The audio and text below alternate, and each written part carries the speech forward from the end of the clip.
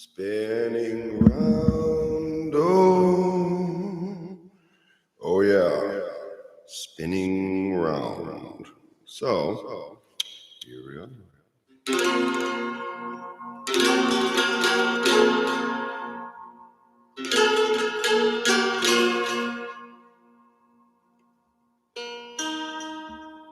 Brand new.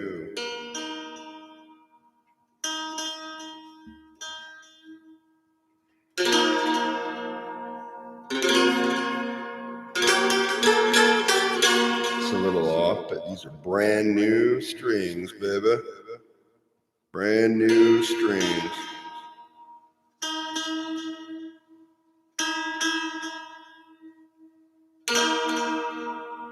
There we go. It's a little tricky.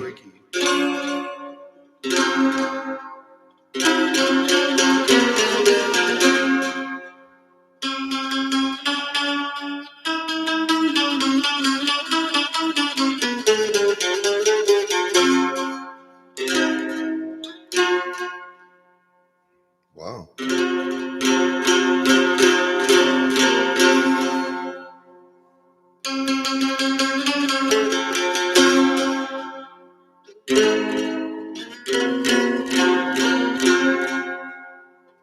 Easy. Wow.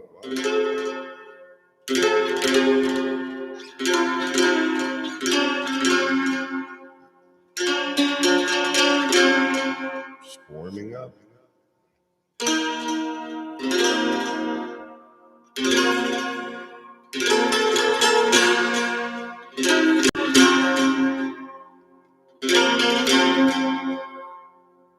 Hello. So these are new strings. I just went to the acoustic guitar shop. Acoustic music. It's a lot like a local place we have here. One of the few places that is dedicated only to acoustic music, which is awesome. So it has a history for me because I started going there when I was a teenager, and it was the place. But back then, acoustic was considered cool because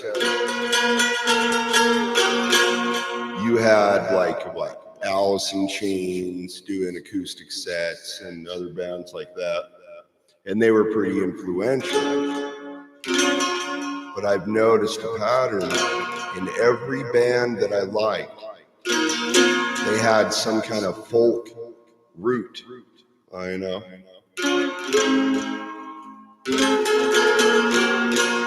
Wow. I mean, I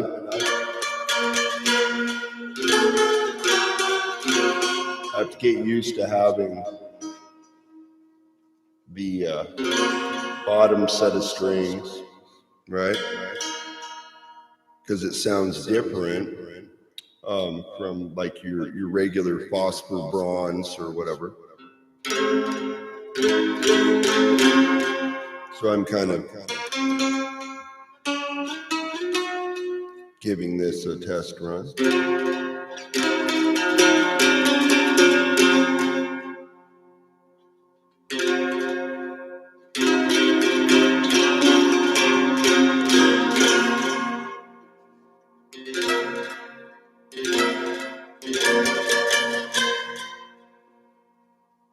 But I'll probably switch to another instrument.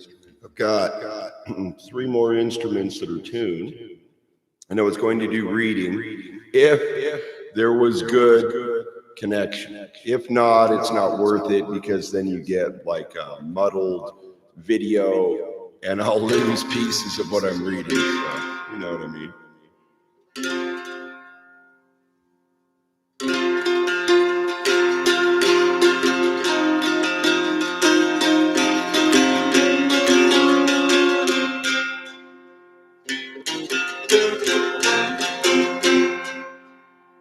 So I'm probably gonna switch over soon.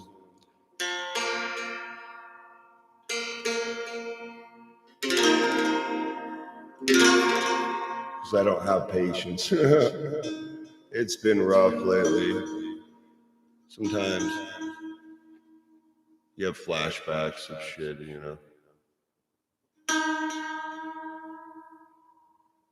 Yeah. And, oops, sorry. In trouble. Yeah. Been feeling that. I've been noticing the whole shift with the whole corona bullshit and how now people are giving into fear, okay, and like trying to keep everybody at an arm's length, you know, and unless they know you directly, it becomes like everyone is a potential untouchable. But then I thought, you know, what is the psychological effect on these kids? Because I already see them in my neighborhood doing this. I showed you yesterday. They put their arms out to keep everybody at a distance. So I go into the shop, and it is an immediate change when I went into the acoustic music shop to where it used to be, hey, how you doing, brother? You know, touch on the shoulder, something like that, because it's all folkish people down there pretty much. And now it's like, don't touch me. You see? So it already has a psychological effect on the population. So in my personal opinion, that is how influence works. That you go, yes, this agency said this, so that's the way it is. And I'm thinking, this is a business move. Because then everybody has to inoculate, you know, and then it's boosting money during a presidential year. Then you have the stock markets beginning to be affected, all right? So then we had like a local store I was hearing about all the toilet paper being cleared out. Because if there's anything Mormons know how to do right is stock supplies. That's Utah right there, you know. And it's very interesting because I would think if when disease happened, if you had health in the area you were in, that you would try to keep anyone out who wasn't you, right? So, and it's like they think using hand sanitizer is going to protect them from that virus, you know. Anything you could breathe in, somebody could cough, and you could, you know what I'm saying, particulates could go into the air, whatever. But I look at it like this. The sovereignty goddess is watching my back, and I'm just going to put 100% trust in grandmother and say she'll watch out for those who watch out for her. And that is my opinion. So today, I changed out the tuners that I was having problems with on this classical.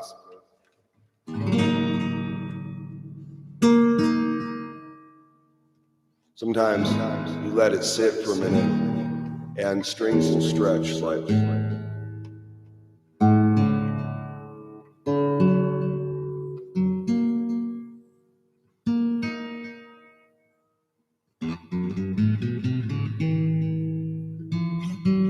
But I was like, wow.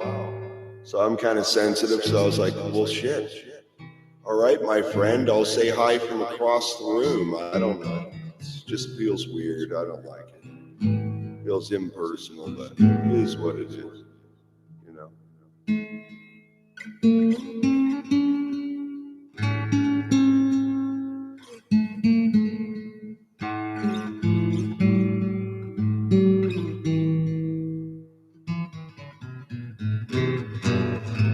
You know, there's a Crown Corporation. Look into that. Everything to me has potential symbology. I look at it as the occult or the hidden is consistently going on no matter what I do or don't do.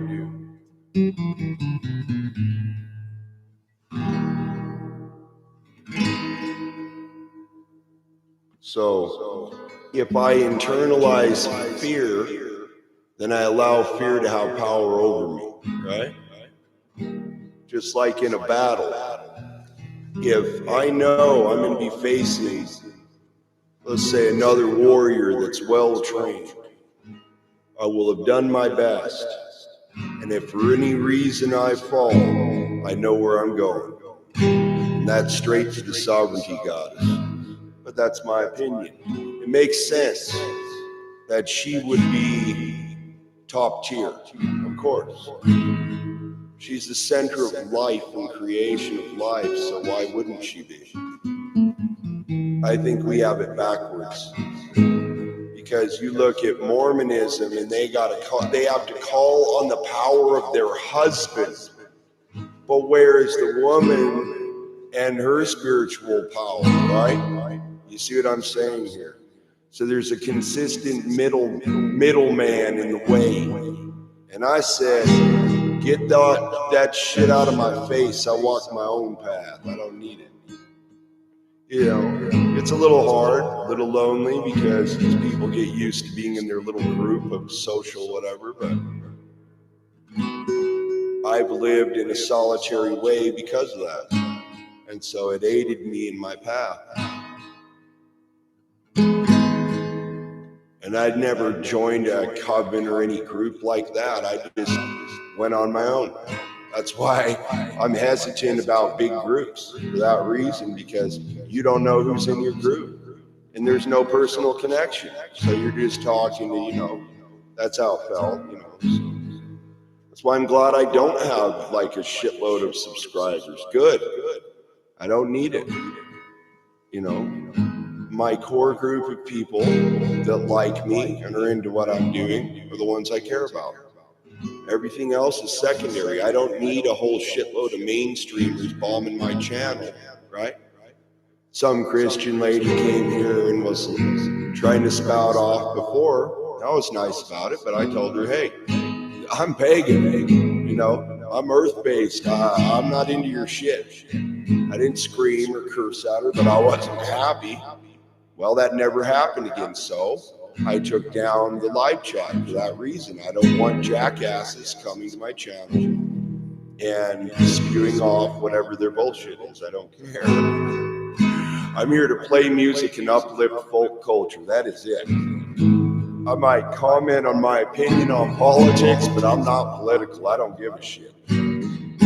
Rich people run shit, poor people deal with it. And that's been the way it is for a long time. Now, public opinion to a point, sure, on basic shit. But if they want something done, they'll do it.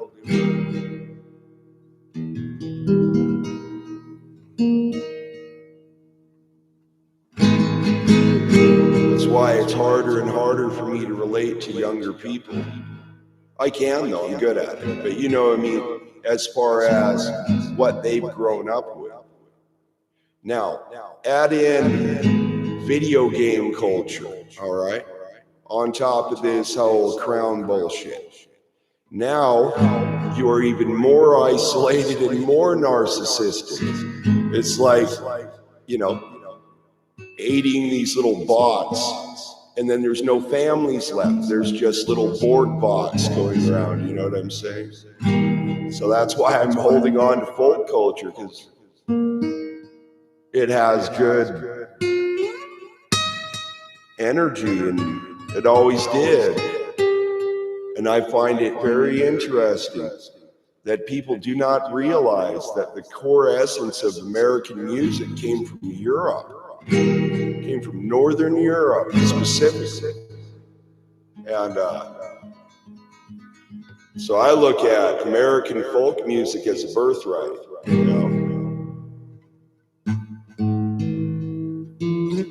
But it's been sold out. Everything has become a goddamn business. You can survive to a point, but it's like you got to have something that you do that is about the passion and not about the money.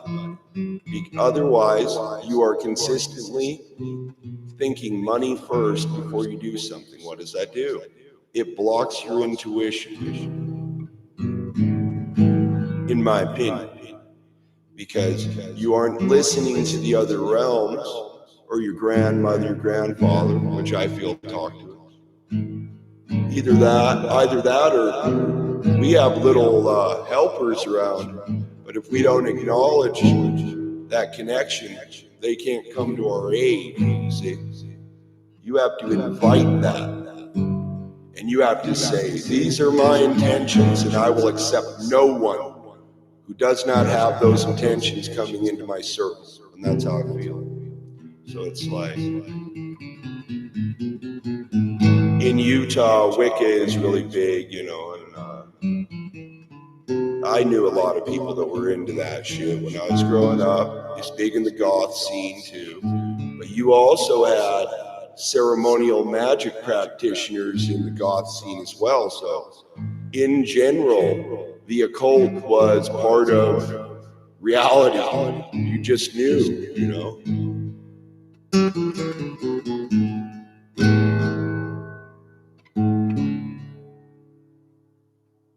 And in many ways, I grew up in an era where punk rock still had an influence, right? Even into the early 90s. That's where goth culture really, you know, stems from in many ways. Probably the beatnik culture, but I don't know.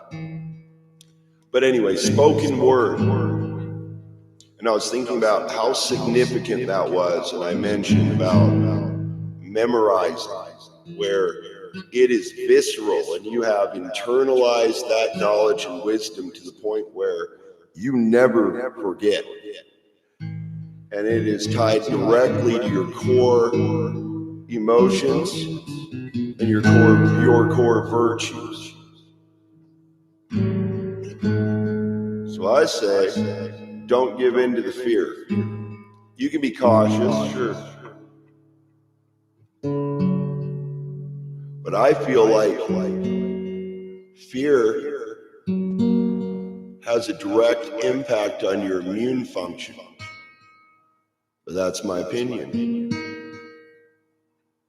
So knowing that, and what I went through last year with all my emotional issues, was that whatever you focus on the most becomes your key and central note, all right? But if you try to block those feelings that are trying to tell you something, it will exacerbate the situation until you face reality and what's going on. And so it surfaces and becomes fully conscious versus the, I don't know why, but I feel response. Well, figure out why you feel that way. And then that way you take ownership of your own feelings. That was some things my mom taught me early, you know. With all of her abuse that she had to overcome, it took 30 years of work or more. Some people may never heal. They will live with that for the rest of their life, the trauma.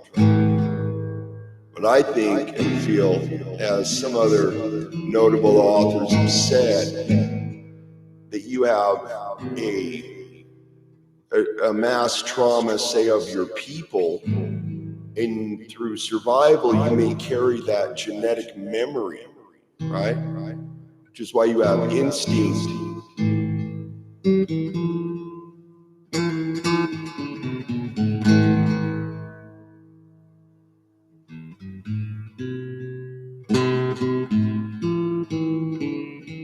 Well, as long as there is a good cast, I'll probably stay a while.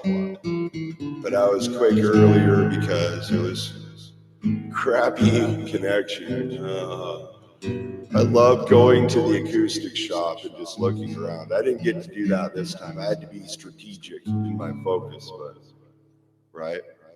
Because when you have a whole bunch of instruments, just like, okay, let's say you're a writer and you're writing a bunch of different stories at the same time. You have to prioritize on which story you're going to do, right? And then ratchet down on what part of the story am I working on, right?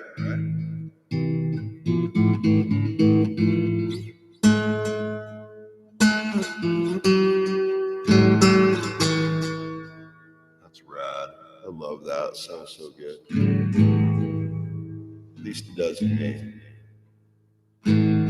Yeah, but there's a shift, and I felt it the last couple days when that big windstorm hit. There's a vibe, you know. And I feel the collective consciousness of people in general can be stirred like a giant energy field.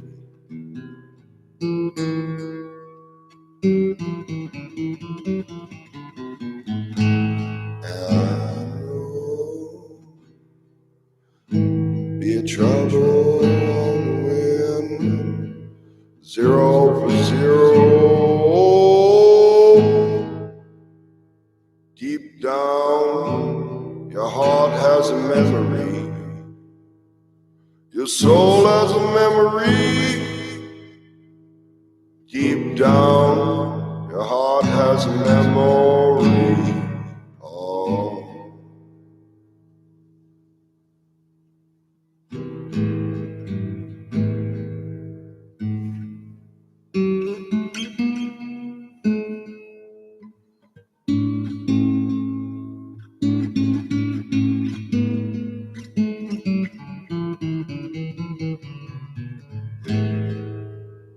This is I'm just warming up right now, taking it easy. I'm not really paying attention to my internal process. Something a lot of people do not pay attention to. But when you're really aware, sometimes it's hard to be around people who are not.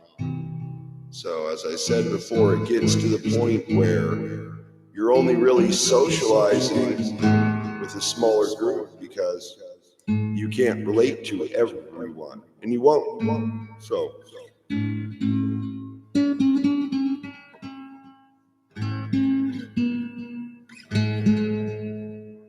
wow, like it.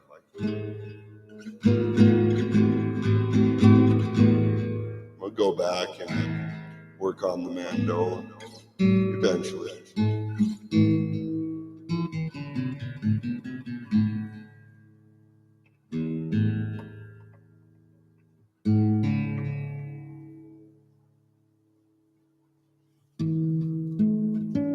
So I think moving forward for me, it is key to not get pulled into the whole fear propaganda machine. So, like the first presidential election, I was really into it. I'm like, all right, last freaking attempt, because I had lost all confidence in any kind of fair election ever happening. Because I realized, and I've known for years, that big money rules who gets into office, and that's in the point, right? Vegas for president, basically. Because we are a giant casino, and the house always wins. Even if they have to cheat. And they do.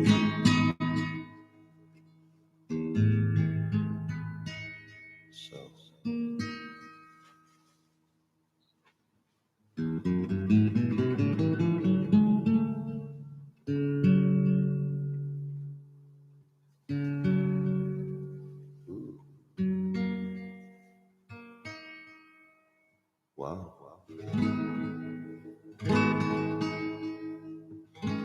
Going for quality over quantity.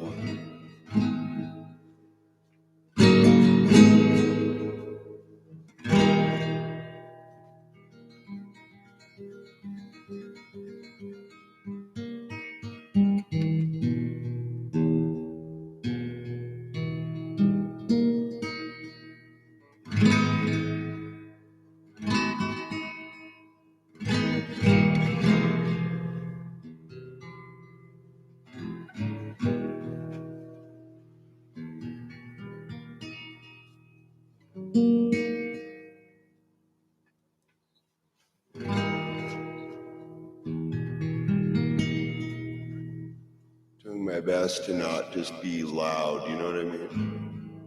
Slow down and pay attention. It's kind of like two people trying to talk to each other, saying almost the same thing, but they're arguing because they're not listening. So therefore, they get feedback, right?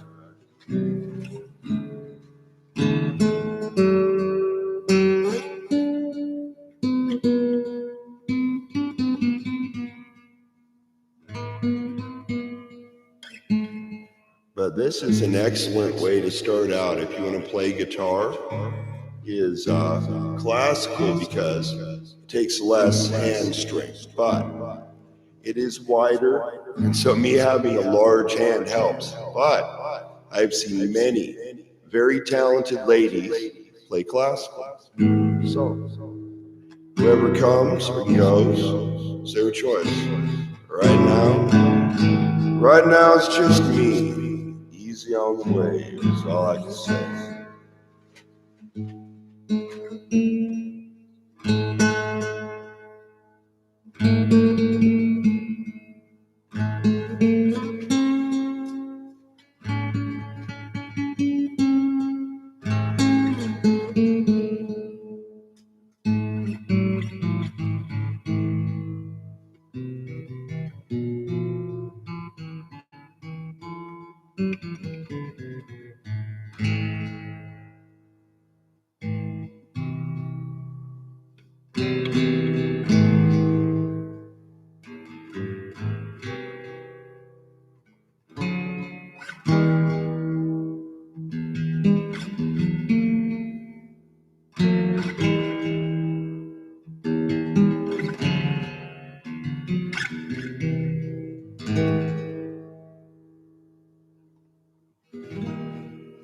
Wow. Yeah.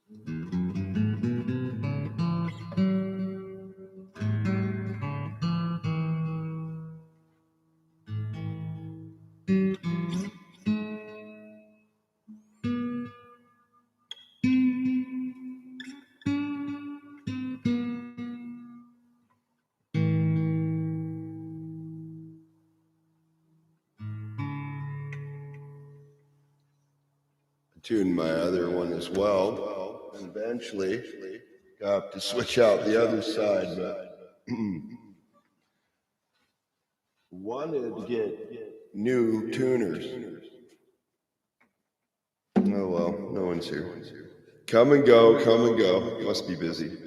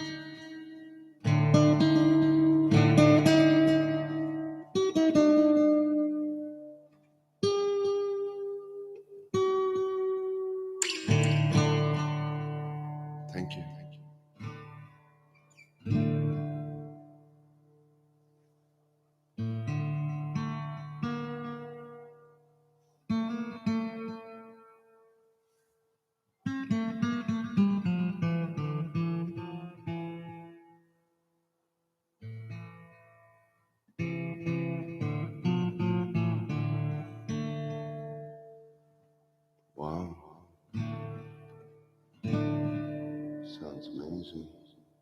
I like this guitar. I like handmade instruments. They feel like the soul of the maker or something, or extra was put in, you know? Machine-made guitars just aren't the same. Never will be.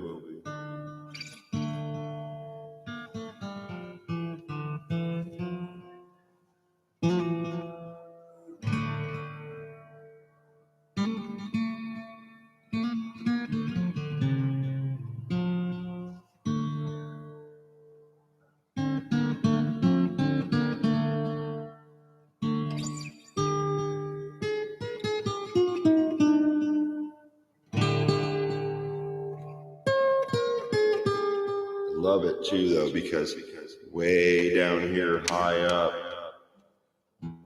it still has good tone, where sometimes lower quality guitars drop off down there.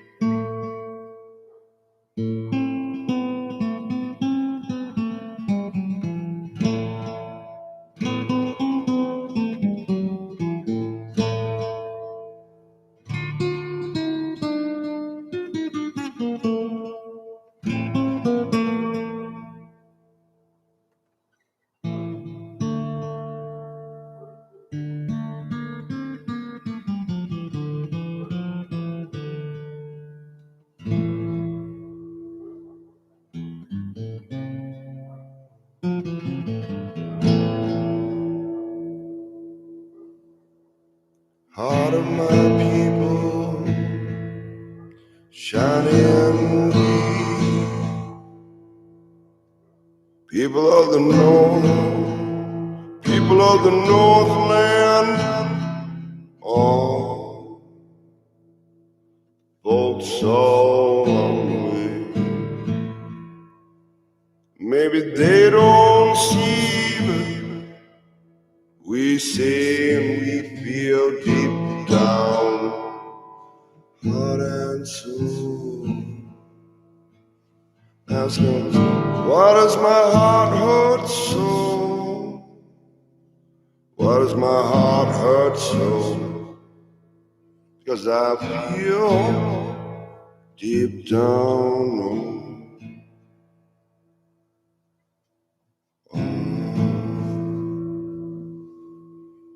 like an abused and beaten child that needs love and shine. Grandmother shining weak, grandfather on the way, feeling deep down, and aching in my heart like a pinprick that doesn't feel so nice. Trying to sing from there, but oh, they locked the heart root in a cage. I'm singing for freedom. Oh. Singing for freedom. Oh.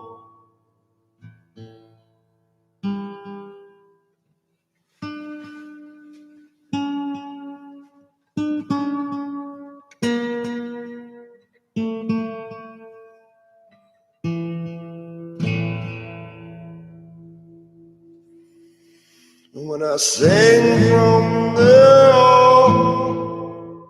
you resonate as long as it takes to heal my folk soul. 'Cause it's all I have. Whoa, all I'm ever gonna be, yeah, forevermore. Yeah, easy on the way, easy on, easy on the way. Sure as the crow flies overhead.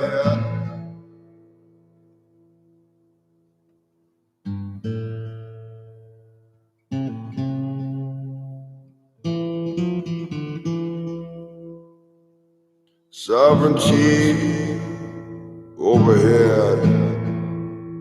The eyes of the crow on me, rough as we are. Eyes of the crow on we, eyes of the crow shine down on me.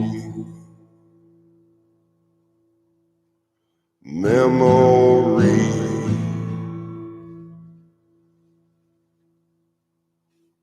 Oh no.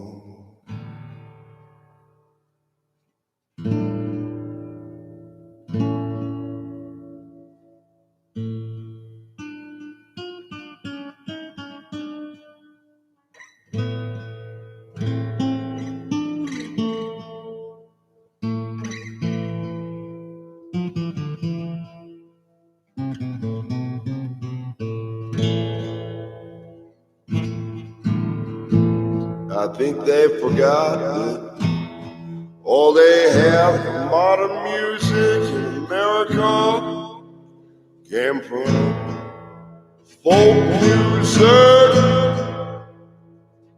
and the folk soul. Yeah, shine on, be a poor Irish man playing music with a poor black man, trying to create something out of misery. Yeah,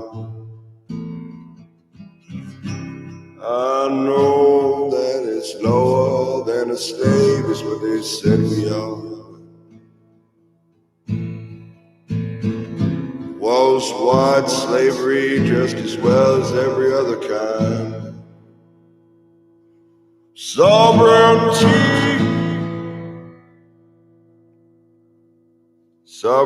of the land. Oh, was no famine anyway.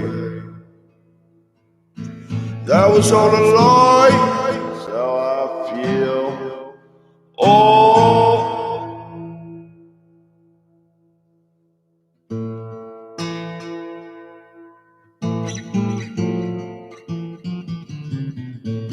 yeah, you're back up against the wall.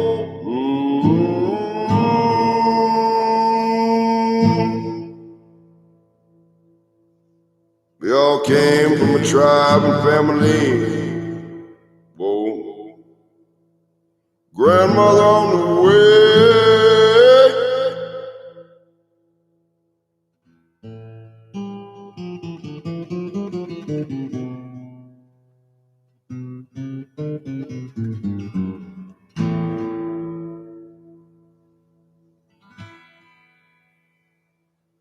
Taking it easy.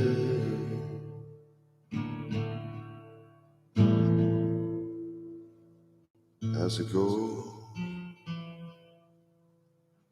Heavy is the undertone of a folk soul. Awaken to the heart of my people, my people, my people, my people.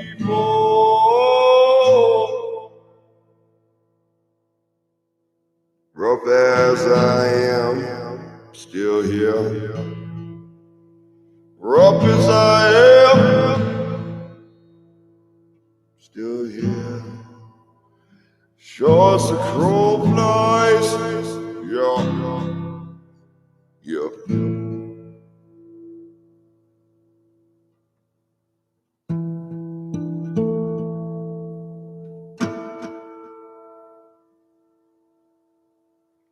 So I'm holding on to folk culture, at least the piece I got, you know.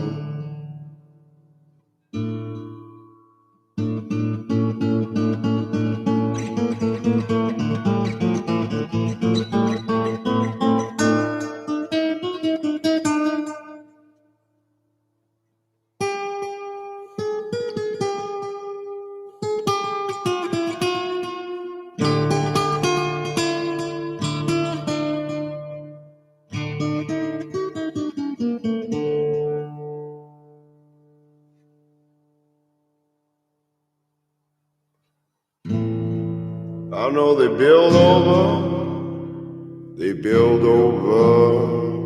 I know they build over the sacred side to the goddess, you know. Yeah. But I still call to say that the folk soul light never went away. Oh, shining we still in the land. It's not for them, no. It's for the living memory. Oh,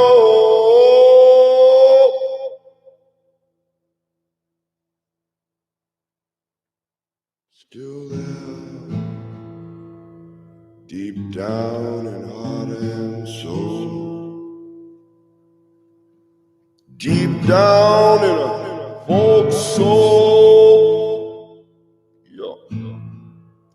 Easy on they know, easy on the way as it goes. 'Cause I know it's coming down,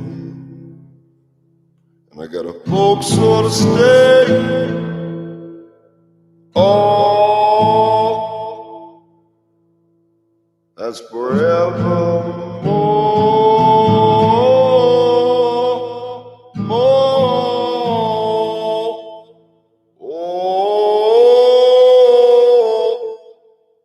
Way down, he said,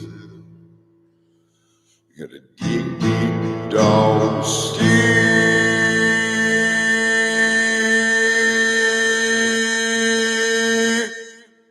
Oh,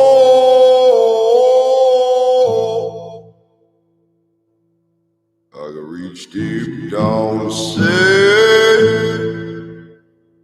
can you feel me now? I'm staring at the ground. Yeah.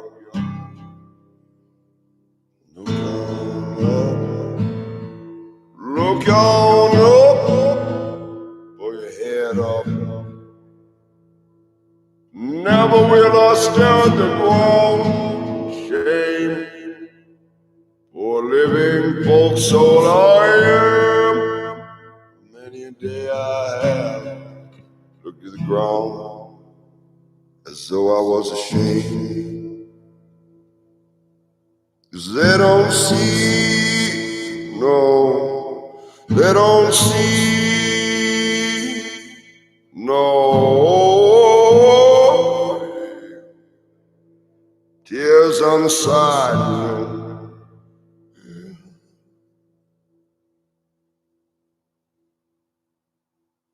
Sure as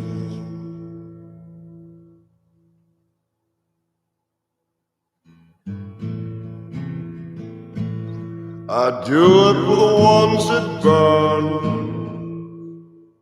'cause they would not betray wise women of the way.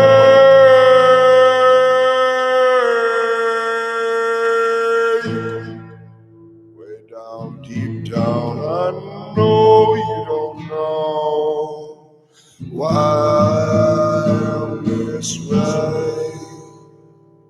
You don't even understand me at all, but live and let live, I guess.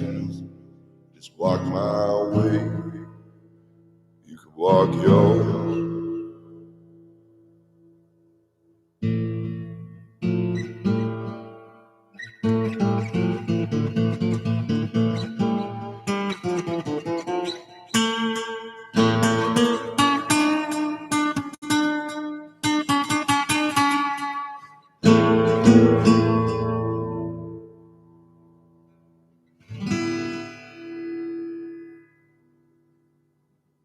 Wow, sounds really good.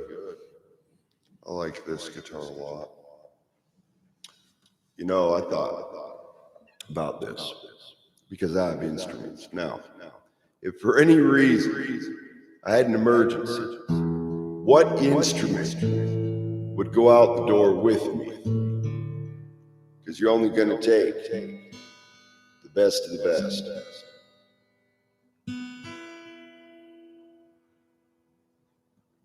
Just like, let's say a lady has to choose a husband. She's got 10 guys to choose from. Well, she can't choose all 10.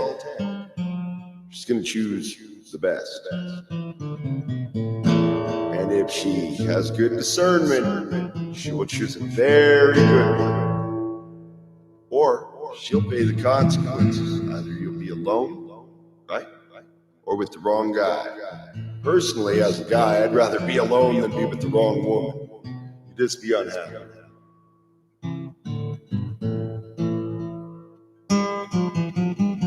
Or you start saying, I don't care. There's nothing I can do anyway. Now, I do care. See? But I'm patient. Have to.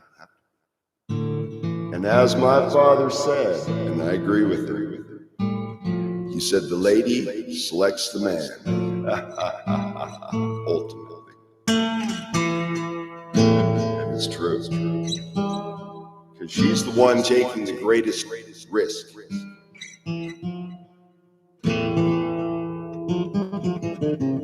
In my opinion, of course. I mean, physically. Pregnancy is a big risk. Just saying. Nice.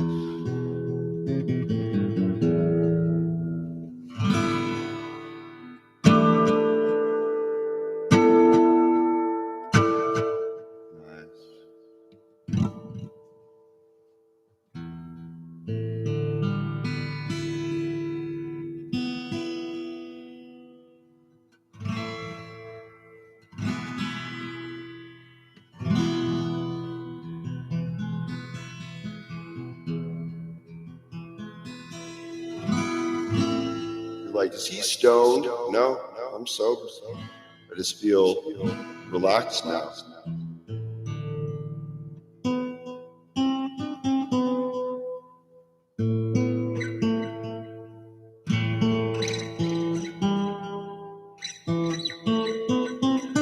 And I realized playing music that the emotional tone that I set will affect my whole body. You know? So I often wonder what these musicians that are constantly singing about negative shit are like, you know?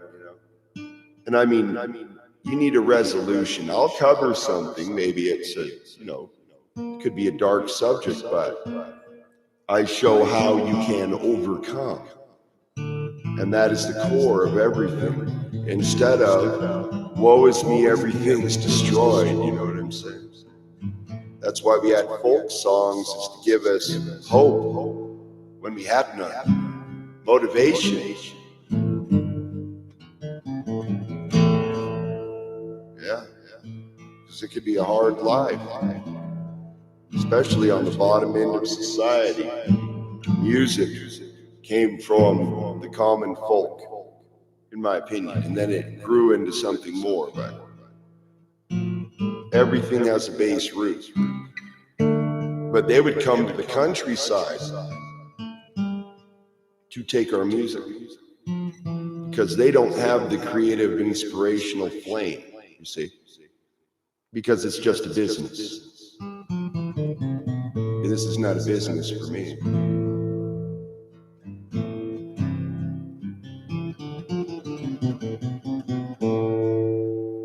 But I know it is so mainstream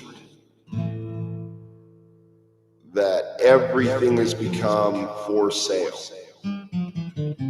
Where before you would have been playing, right? You might have made some instruments regionally for your tribe, but each area would have instrument makers, right?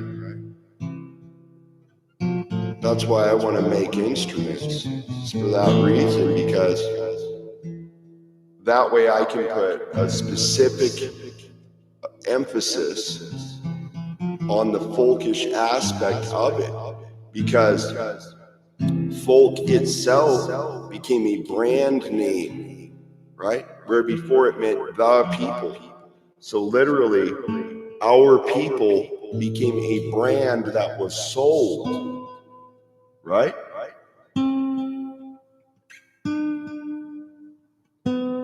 And the cheapening of arts, right?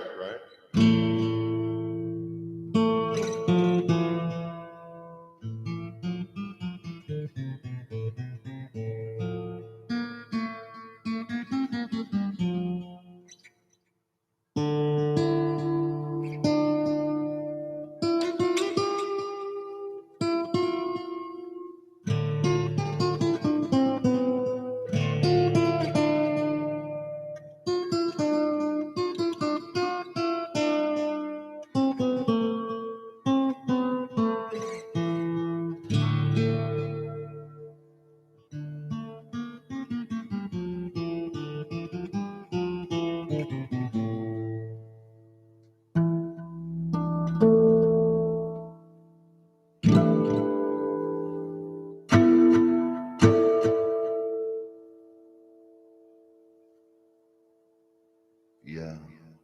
Today was about cultivating balance, especially within my heart, because it's been hurting from tension.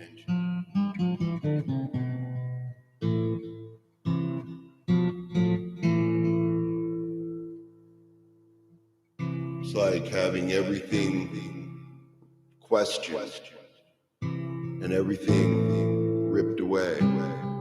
But then what can you hold on to that cannot be taken? And those are your memories. But ultimately, I feel that is your folk soul, the one thing that cannot be taken. As long as you hold love, it's there. And even then, it could just go dormant. Hold on.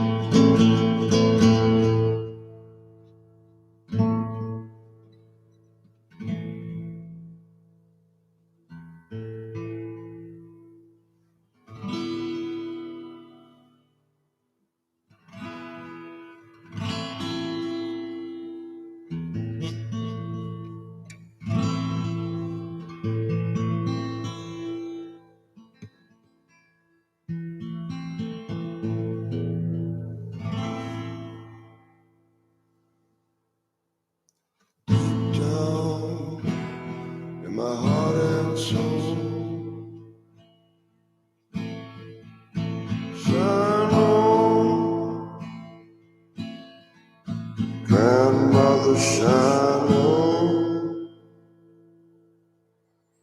so I don't fall away. When there's nothing left, I got you in my heart and soul.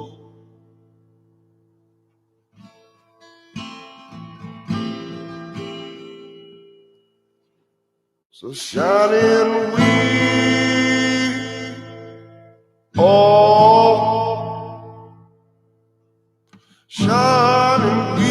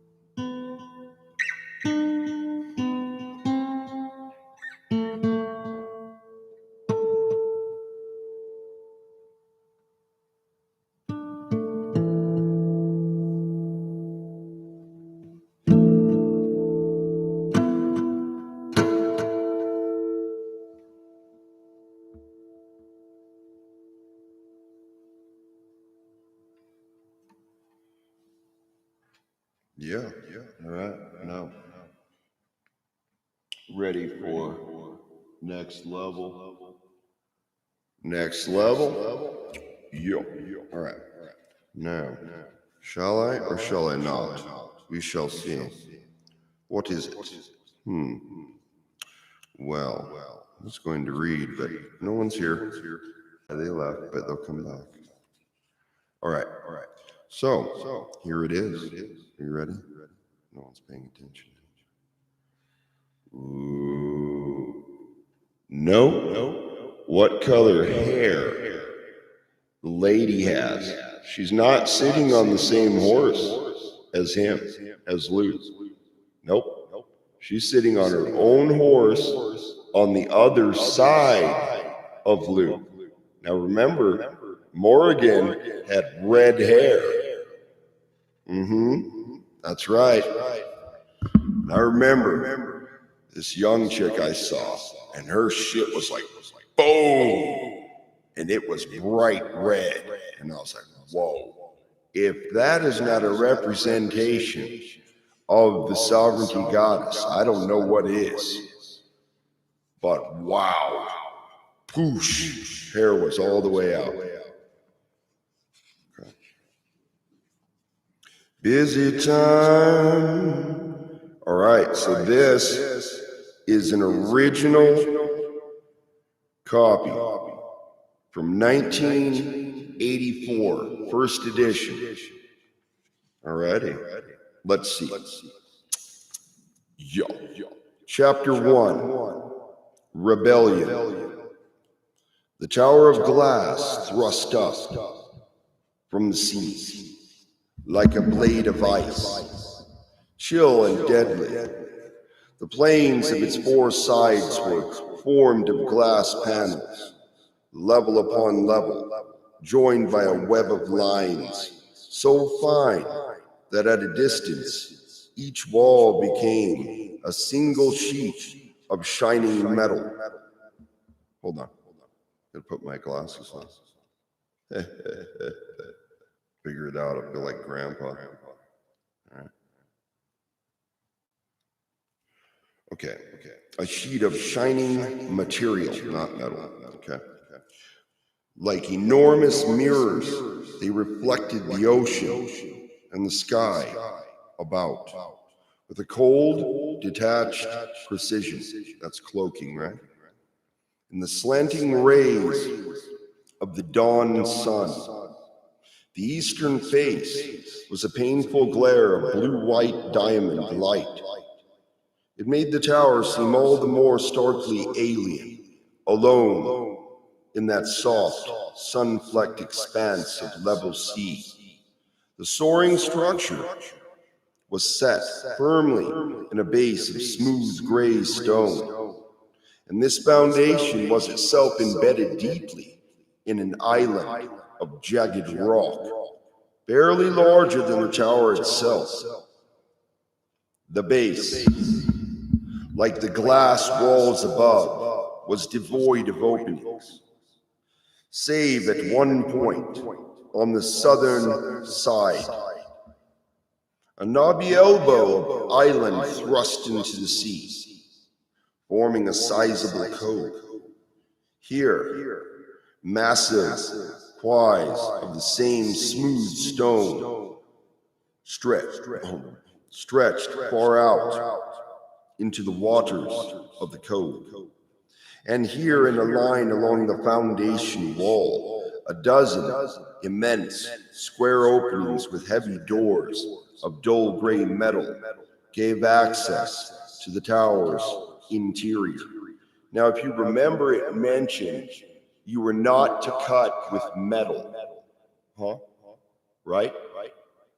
Like if you were to cut herbs or something, at least that's what and I'll have to look into that, but that was what I had heard. So the significance of metal, right? Well, Lou's carrying a sword too, so maybe not. Anyway, the Fae. At the quays, a score of slender ships of a curiously smooth black metal were tied. Men in close-fitting uniforms of silver gray worked busily upon one of them, preparing it for sea and for the arrival of a special passenger. A flat, hollow tone, like the repeated note on some great horn, began to sound echoingly across the quays. I don't know, Quays, quays, I don't know, whatever.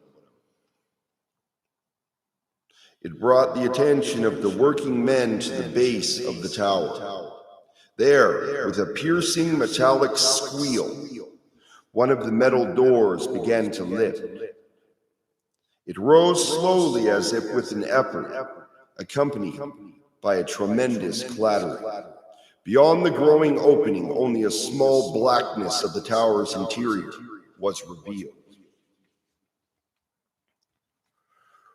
When the door had risen halfway, it changed abruptly to stop.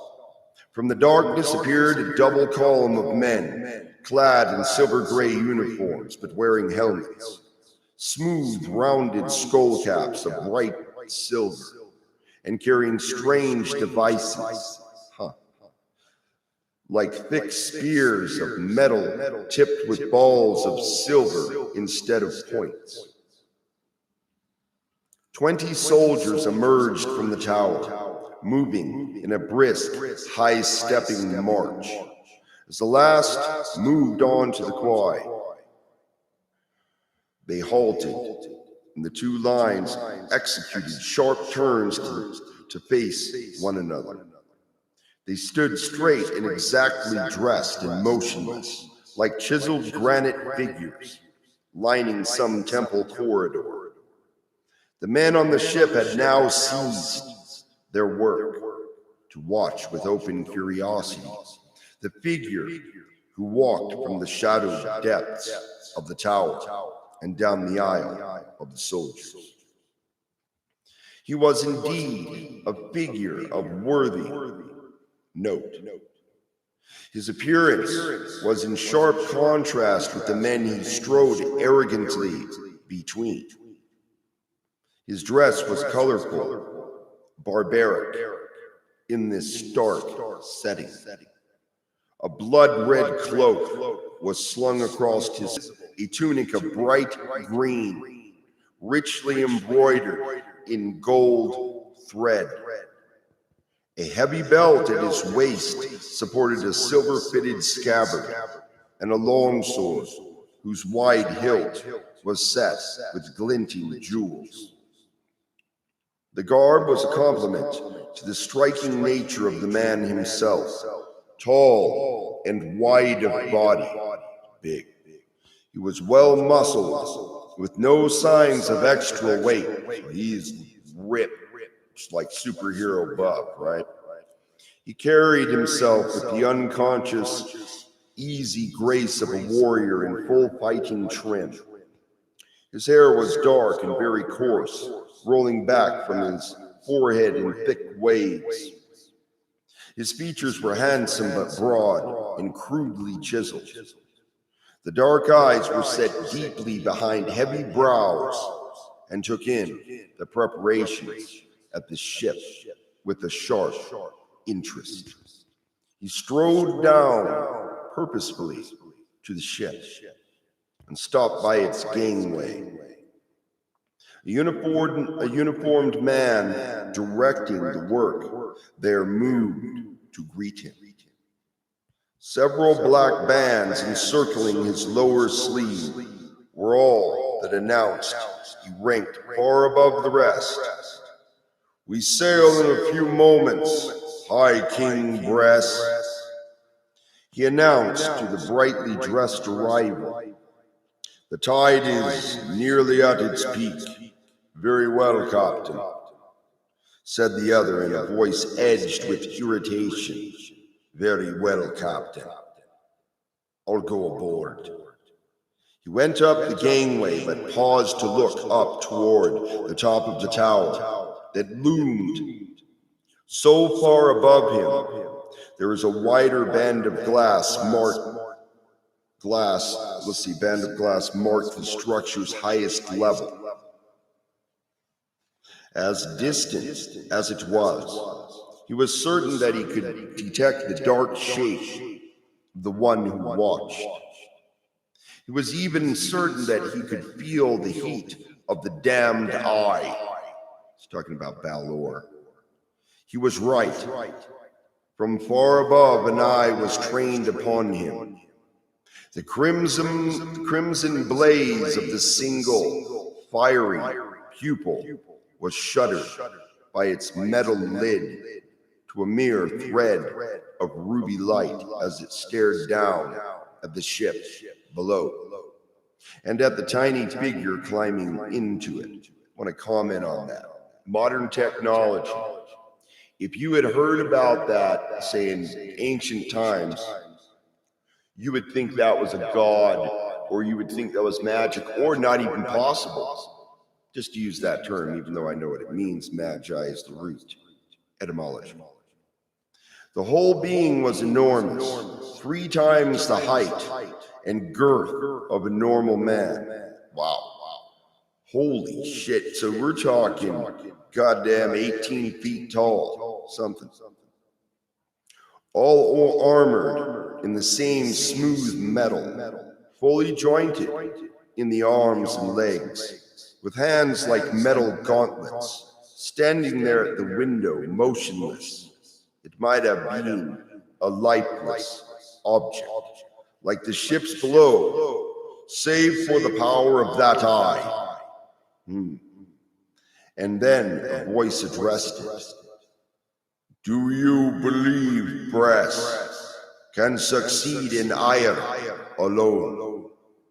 Commander Balor?" It asked, its tone hesitant. He said it. Why? Because Balor looks at everybody else other than him as a thing, right? An it. There was no immediate response. Then, with an agonizing slowness and a faint, grating sound of metal on metal, the vast head began to move. It pivoted round on the neck, bringing the crimson eye from the window to those in the room. The room was vast, befitting its main occupant. 3 stories high, its outer wall was all glass, giving a view of the sea round the tower to the distant horizon. Against the bright background of the dawn sky, the giant figure seemed all the more dark, all the more ominous. To the 3 men who stood before it, the narrow beam of light from the single eye played over them. All wore the gray uniform. The many bands on the sleeves of each spoke of their exalted rank. The eye shifted from one to another, finally fixing on the center. From the figure, a voice sounded, a deep and hollow and clanging sound, like a great gong echoing from the depths of some cavern of iron. It is necessary for him to succeed, Sidhe Salmhor. If he is unable to organize our occupying forces in Ire and crush this foolish uprising soon, it may spread to all the Daedanon settlements. Sidhe Salmhor, I don't know, weird name, stared up at the figure.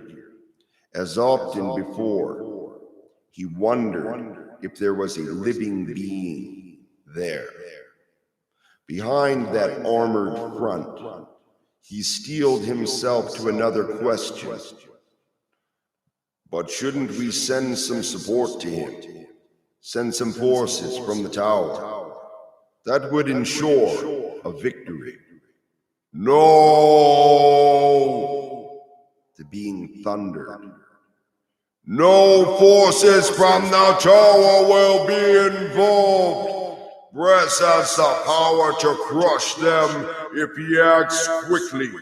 And remember, it is his own kingship over Ire that he must regain. The offending officer held himself rigidly under the heat of the flaming eye. But the torture was short. The giant head turned slowly back toward the windows, the gaze of the eye shifting down toward the ship again. It had put to sea by now and was gliding out past the sheltering peninsula. It moved along quite steadily, although no sail was up. But as it left the cove and the winds caught up, a field of brilliant white blossomed round its mast and picked up speed quickly, soaring away with the grace of a great bird until the ship faded into the haze of the southern horizon. The crimson eye stayed fixed upon its course.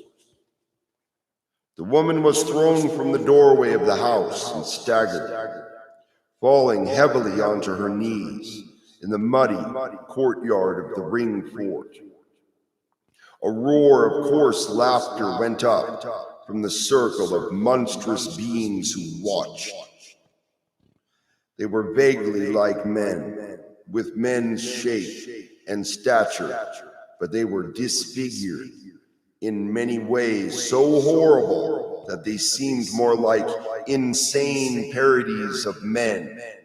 Let us relate that also to not just physical, internal.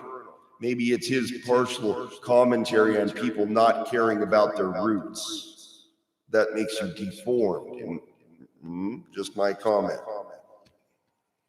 No two of them were deformed alike.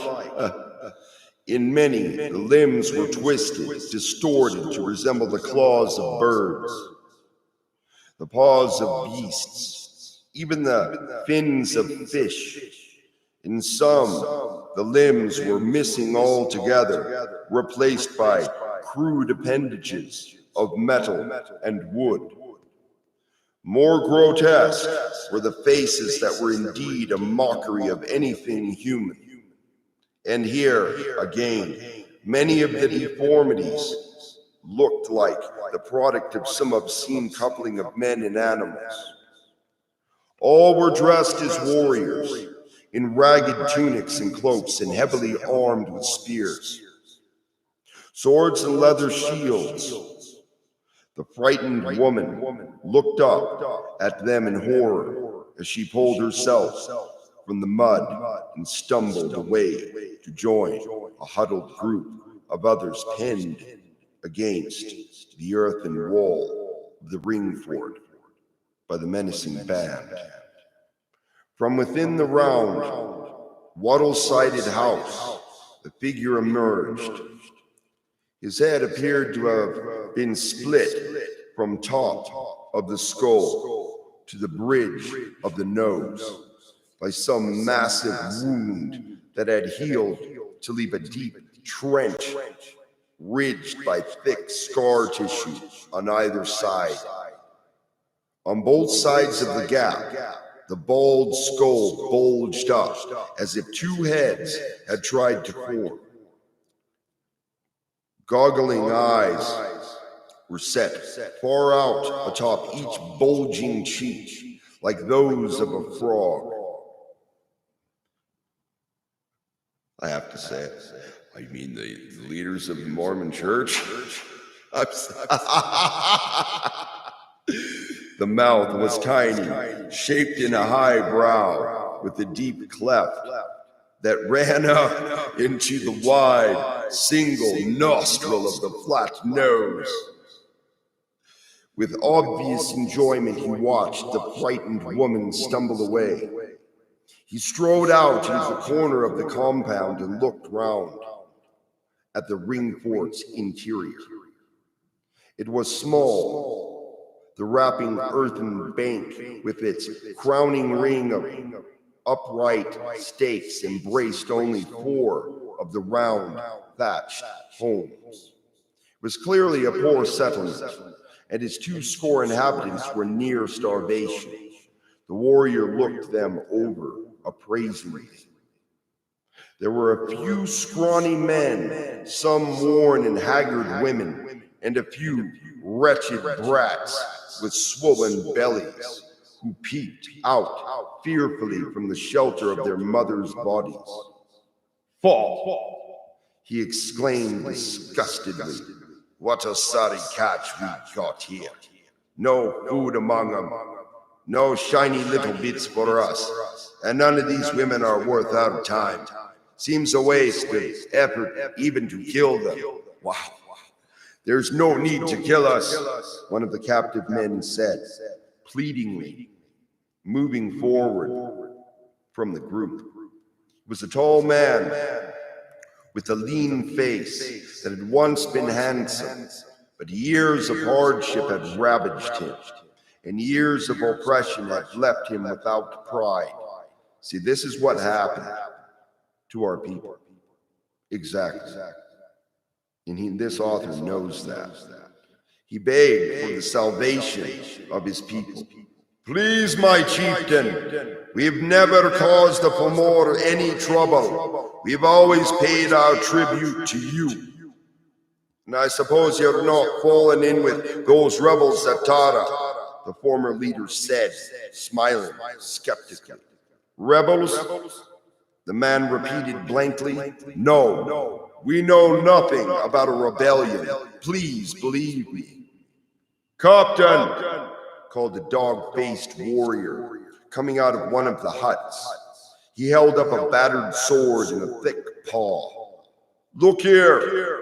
We found these in the souterrain under this house." The souterrain. I don't know. Whatever. "A hidden escape tunnel," the captain said, and turned a baleful look upon the hapless man. "And weapons? They're for our defense from animals," the man tried desperately to explain. "We have to have something. The bears. The captain spat out contemptuously. Switch page. Kind of stuck together. He took a swift step forward and swung out with a sudden blow of his fist that caught the man on the side of his head, dropping him heavily to the muddy earth. "The bears will be eaten of all your bony carcasses this day," the captain promised. He drew a heavy longsword from its sheath and lifted it to strike. From the huddled group, a wail of terror went up. A young boy pushed forward. A woman tried to stop him, but he tore away and flew upon the warrior, grabbing his sword arm to drag it down. That's a brave kid. Angrily, the captain shook the attacker off, and the boy was flung down into the mud beside the man. Filthy whelp! The captain grated and lifted the sword again. Now you'll be first. I'd greatly appreciate it if you'd not do that, said a voice behind him. We'll roll into the next chapter. Chapter 2, The Champions. That's us. Yeah. Surprised by it, the captain whirled about. Just inside the gateway through the outer wall, a new figure now stood. In dress, he seemed a warrior. He wore a simple tunic of white with a cloak of brilliant green. At his hip was sheathed a sword whose hilts were richly worked in gold and set with glinting stones. Still, in looks he seemed more of a boy. His body, while tall and well-muscled, had the slenderness and suppleness of youth. The face was boyish, too lean and boldly featured in chin and nose, with clear blue eyes, sparkling behind high, arching brows of pale gold. His fair hair swept back to thick, casual waves. That's how my hair was when I was younger. It was in the middle of my back.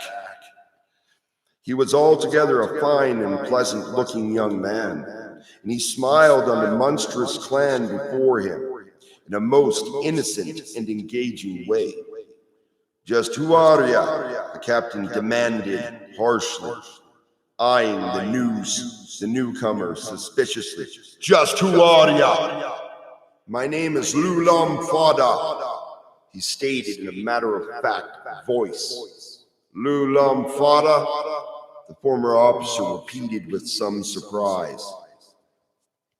The one that they call champion of the sheep? But you are just a boy. That may be, the other said lightly. Still, I am here to give help to these people. He doesn't know a sword that dude's holding. Not smart. I want you to take your warriors away from here and leave these people alone. The young warrior went on. I'm asking you in a friendly way now, for I have no wish to see you come to harm unless you allow no other choice. Now, the captain laughed outright, joined by the others in a harsh chorus of derisive laughter. Arrogance. And are you challenging us, boy? He asked, stepping toward Lou. You alone? I didn't say that I was alone. No, he surely didn't say that. Another voice sang out brightly. The Pomor turned again to face this new voice. It came from a very strange individual, now perched precariously atop the logs of the ring fort's palisade. He was a loose-jointed and gangly sort of fellow dressed in the baggy, striped clothes of a clown. Man and Nan McClear in disguise, remember? A tattered and filthy brown cloak was draped in heavy folds about him, battered. Leather shoes flapped on his enormous feet. He had a tangled mass of straggling yellow hair and beard that couldn't mask a sharp jut of nose and a wide, idiotic grin. He was casually juggling 3 small apples and swinging back and forth on the posts. His movements were so awkward that it seemed certain he would topple from his seat at any moment. Gila de Kerr is my name, he said in a breezy way. Gila de Quiere is my name, and I'm pleased to meet y'all. So I am. Even for so short of a time, living as you're likely to have. He nodded toward the opposite side of the fort. Now, would you be wanting to meet another friend? From across the courtyard, there came a splintering crash. Once more, the Fomor were forced to wheel about, directly opposite the clown. 3 of the logs that formed the palisade had suddenly shivered and then toppled back, sheared off at their base. Through the created opening stepping another man, the wide space barely adequate to allow space of his body. For he was gigantic, being tall as well as broad, with a great barrel chest and thick, sinewy arms and legs. He was like an ancient tree that has survived centuries of storm to become the stronger. That's us. If more battered and gnarled, his round, weathered face was cheery, red-cheeked, his eyes aglow with pleasure, his wide mouth smiling. In broad hands, he hefted pardon me, the immense, gleaming battle axe with which he had severed the 3 logs in a single blow. "It is the Dogda," cried one of the Fomor warriors. "My captain, he is one of the Daedanon's greatest champions." The others of the band seemed equally impressed, but their officer examined the newest arrival skeptically. "So this is the famous Dogda," he said. "He's much older and fatter than I expected." He looked from the... That made me laugh, oh my God. He looked from the champion to the other challengers, now forming a triangle about his men. "And is that all of you? Just you 3? A former warrior in the group behind the captain raised his spear suddenly to make a cast at the loop. But from the sky swooped a large black form, Morrigan. It drove straight into the face of the man with a harsh cry, a flutter of broad wings. The amazed Fomor saw it was a raven larger than a hawk. You need a drink.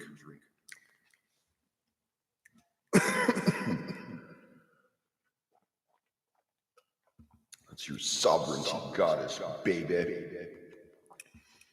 Let's see.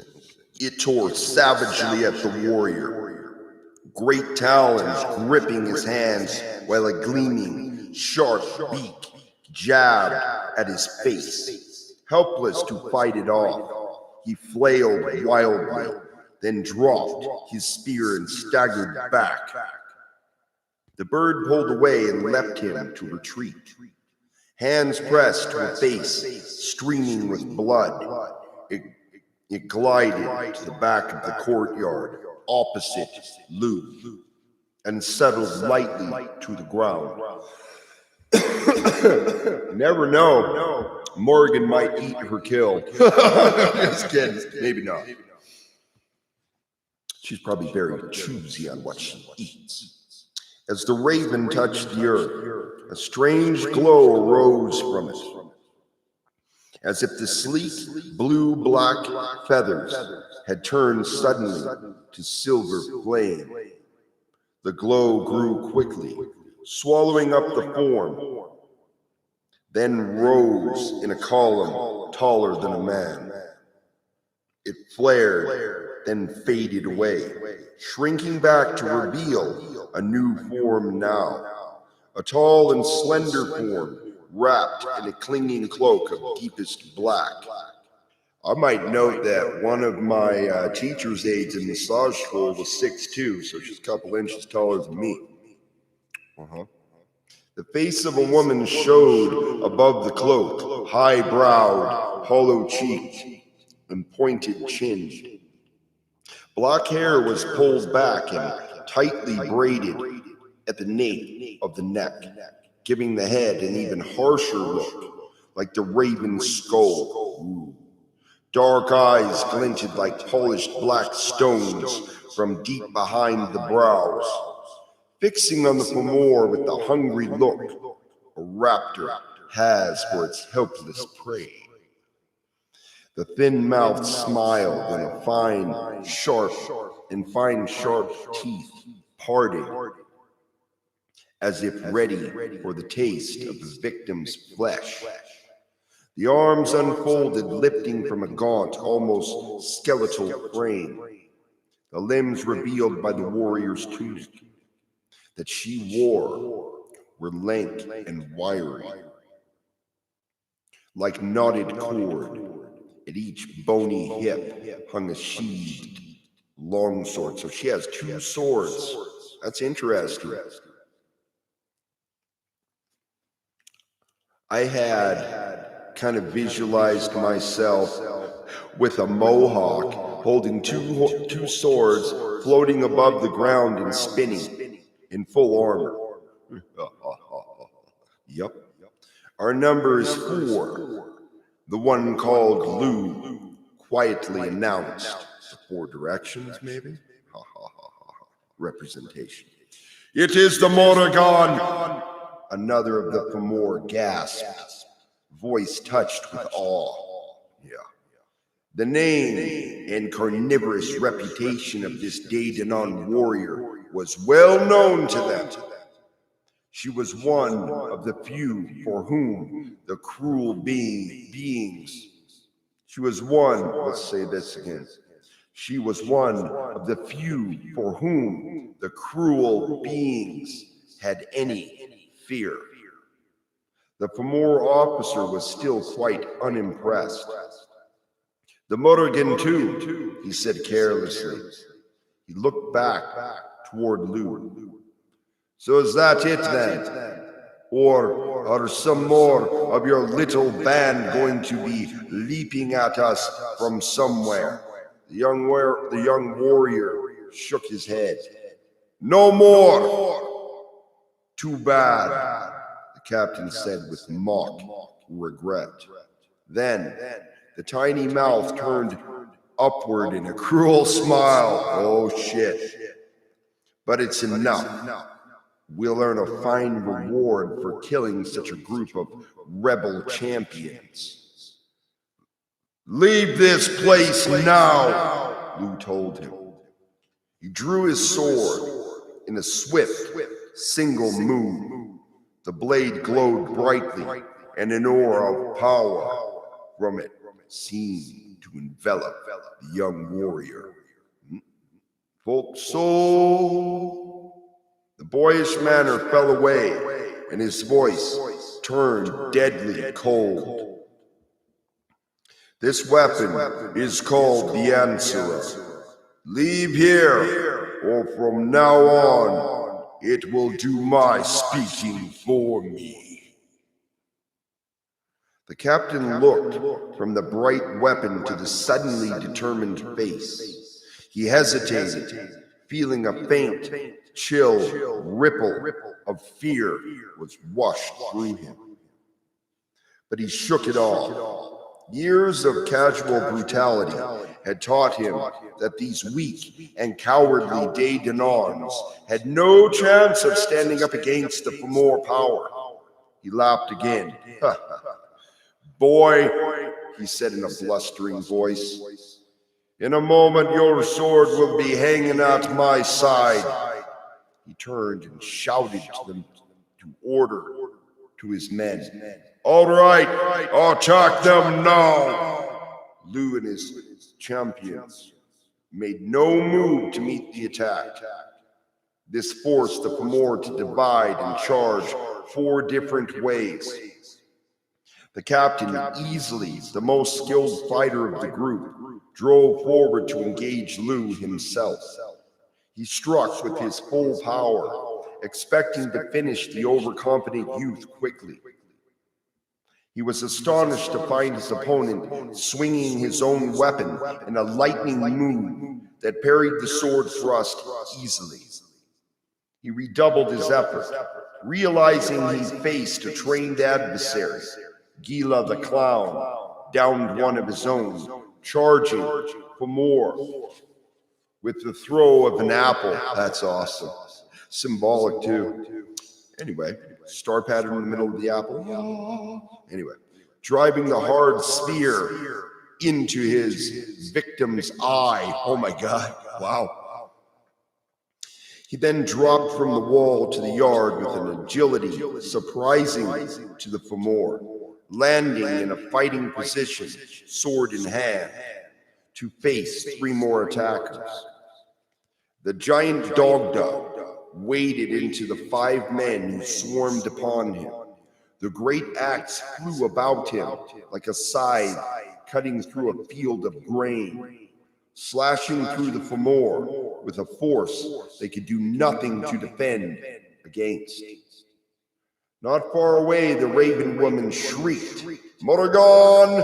her harsh battle cry, and flew against 3 more with both swords. Her flashing weapons were like tearing claws, and it seemed to them that a flock of blood-hungry crows were upon them. That's cool. Ho, ho, ho! All right. The battle was brief and bloody, as I knew it would be. The inhabitants of the ring fort watched the fighting with growing amazement and jubilation as the 4 wreaked devastation on the former band. Finally, Lou pressed the captain back against the compound, teasing him now, nicking him here and there to drive him like a stubborn bull. The maddened officer made a desperate thrust. He found his weapon knocked from his hand and a bright, sharp blade pressed to his throat. Lou smiled and poked out with his sword. The captain tumbled backward into some of the deepest mud in the yard. Now the Fomor's recent captives laughed. "Now, Captain," Lou said, "look round at your warriors." He did. There were only 3 left alive, and 2 of them were wounded. The rest were sprawled, lifeless in the mud. "Tell them to surrender, quickly," the young warrior demanded. There was no compromise in his voice now. No, and there wouldn't be. Only deadly earnestness. The captain obeyed.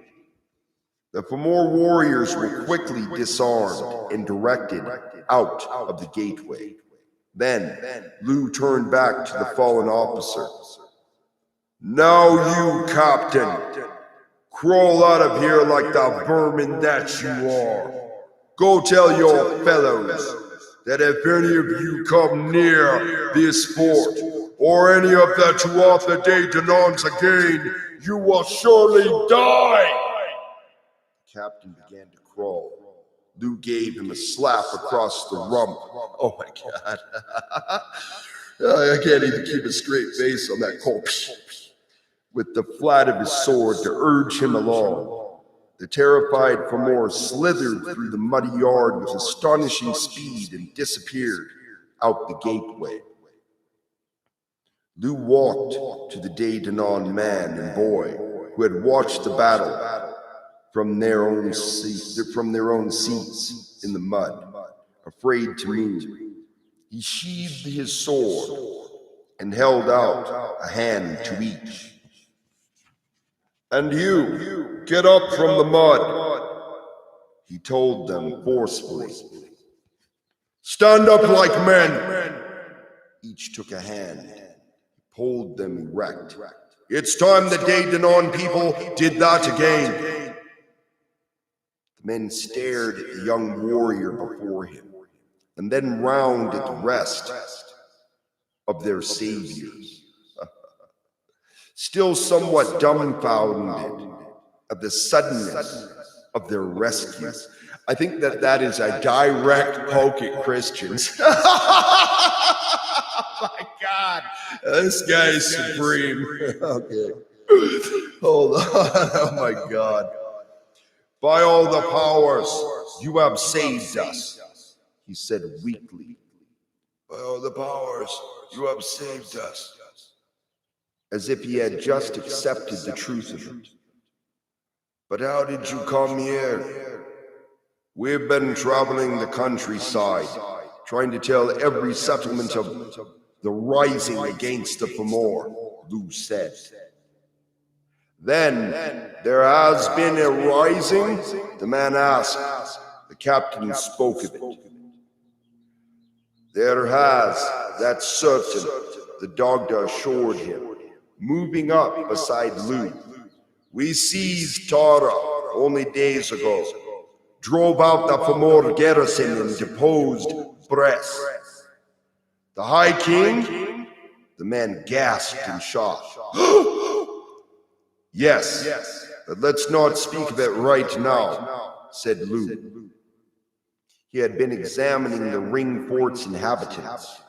Your people look badly used and nearly starved. See to them and get them some food. Then we can talk. We've no food left, the man said sorrowfully.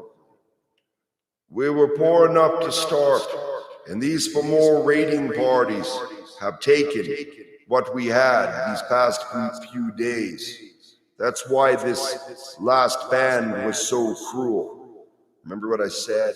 When everything else is gone, you have memory, right? Who you are. Gila Dakar, or the clown, or Mananan McClare, a.k.a., crossed the yard to them. I think we can take care of that ourselves. So I do, he said cheerfully. He reached into the volume into his cloak and yanked out a tremendous leg of mutton. Bag of holding. This he tossed lightly to the man who gaped, in wonder. Here, this'll start things nicely. And here, he reached in again, this time hauling forth the skin bulging with liquid and a fat, round loaf of bread. Some nice ale here, he announced, passing it over to the man and tossing the bread to the boy. See, if you had dried bread that wouldn't mold, right, and you protected it, you could survive. Just saying, because meat will rot unless dried or salted. That's why salt at times was more valuable than gold. That's me saying that. All right. The youngster stared wide open at the loaf that filled his arms, then in awe at the marvelous cloak.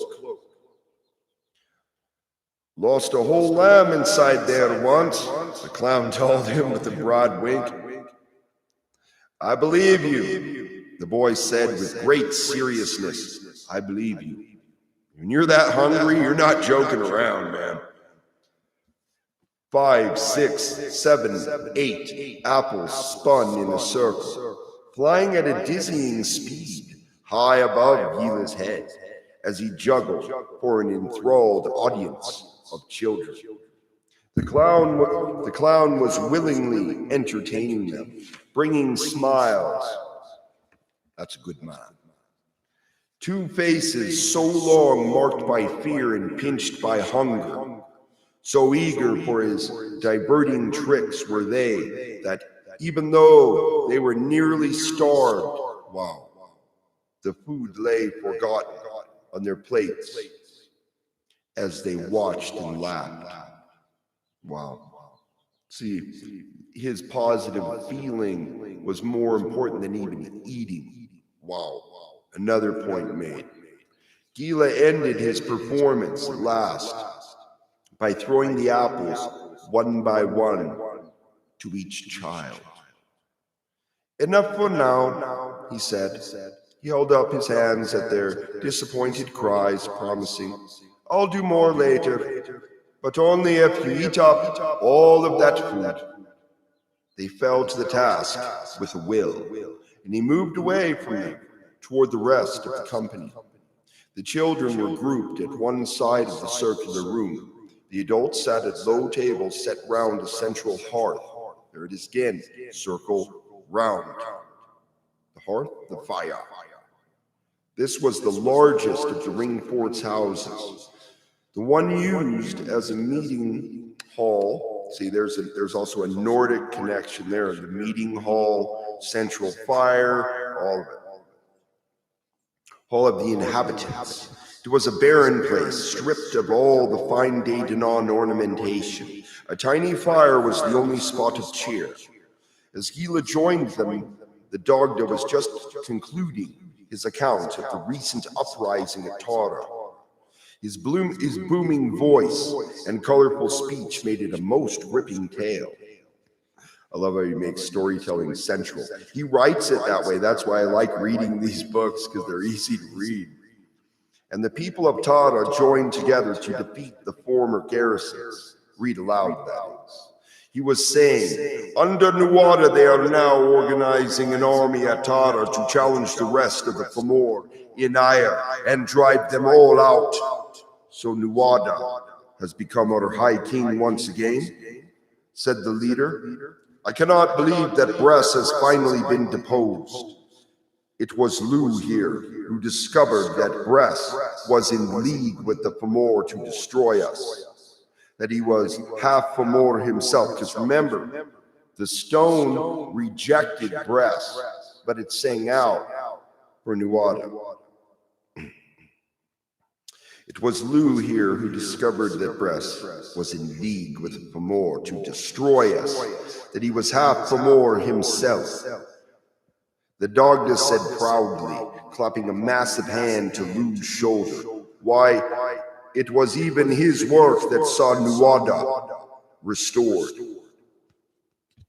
He leaned across the table toward the other man to add emphatically, I tell you, Fabal, he is truly the one that the prophecy said would come one day to lead us to freedom from the Fomor.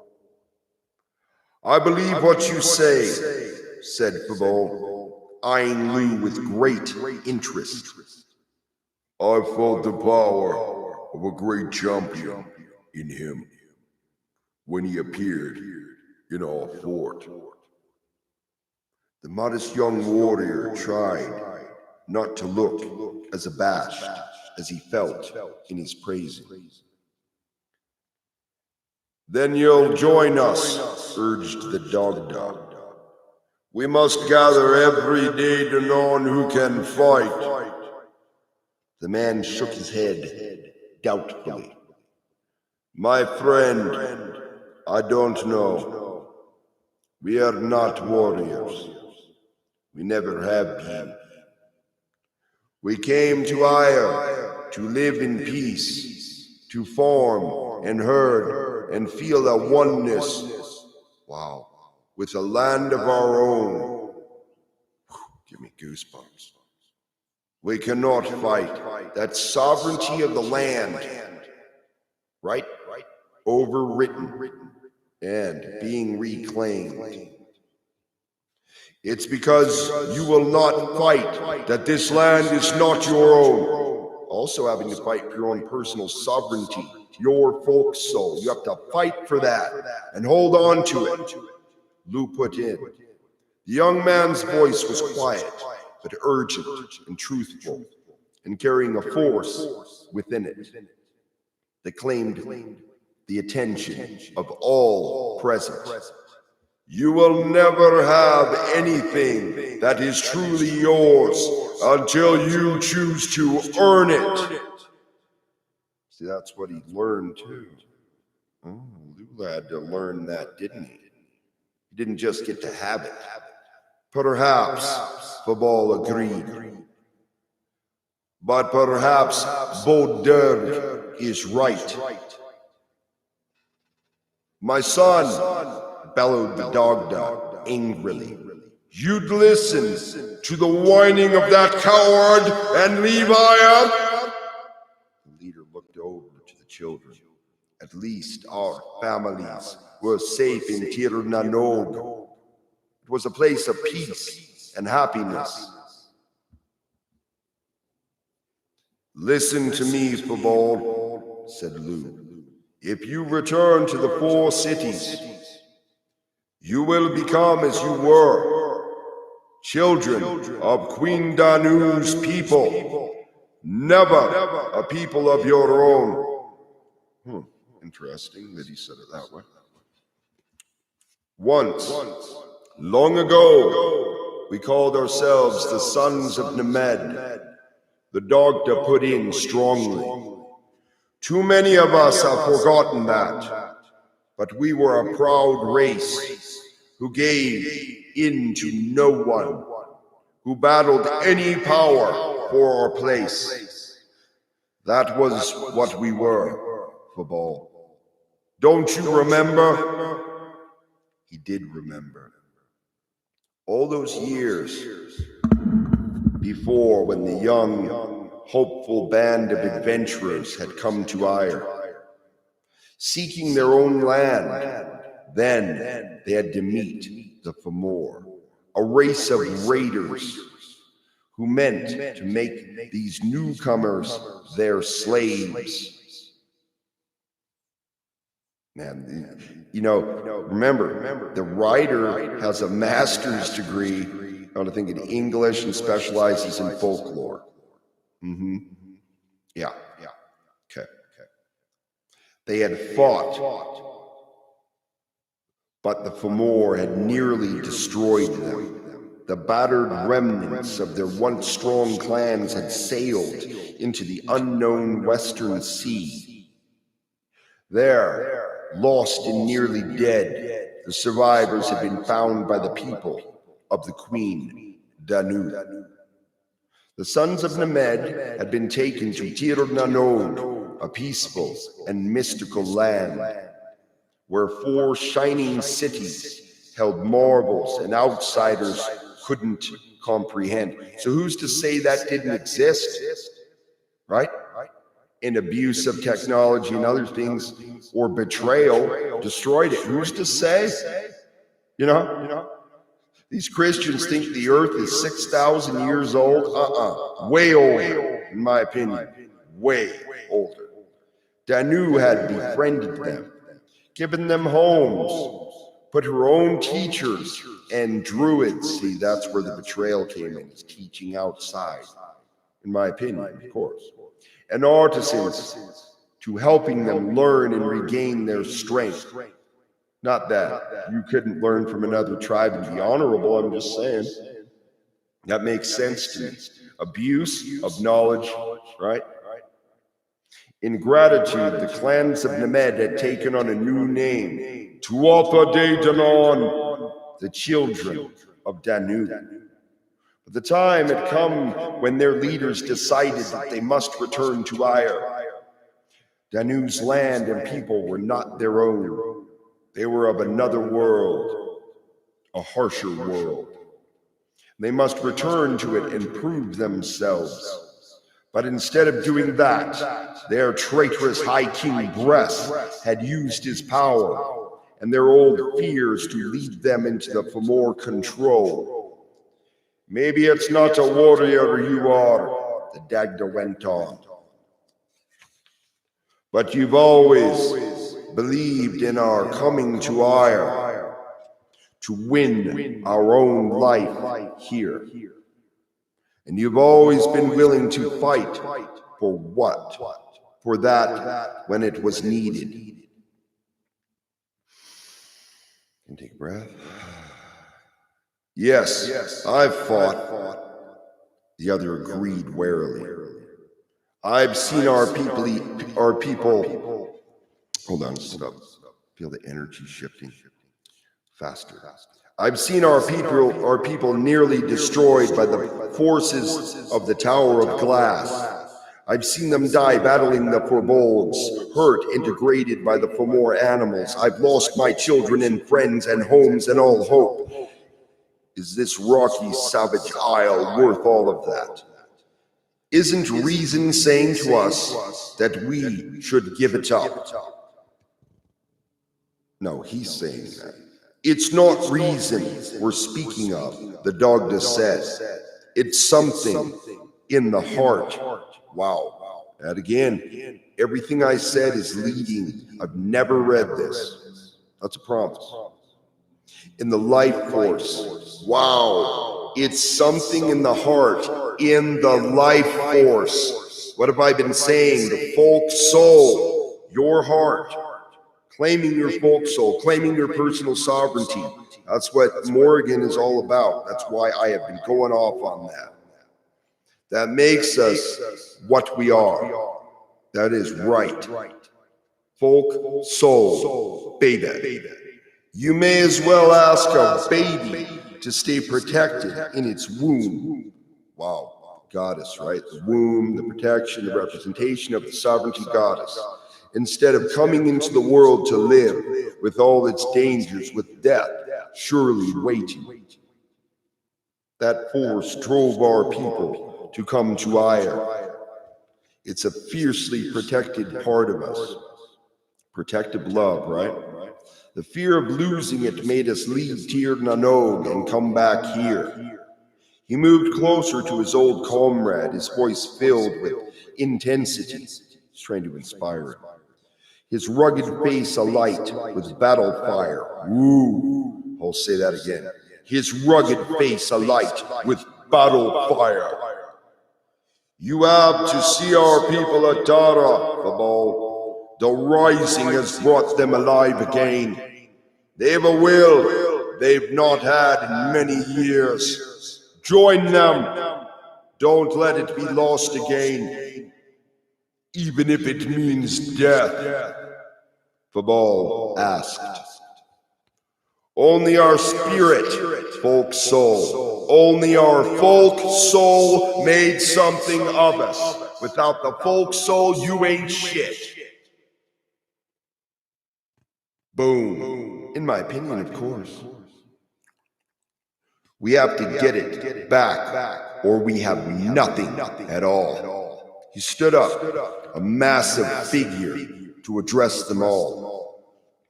I say that we must never again allow the Fomor to rule us through fear.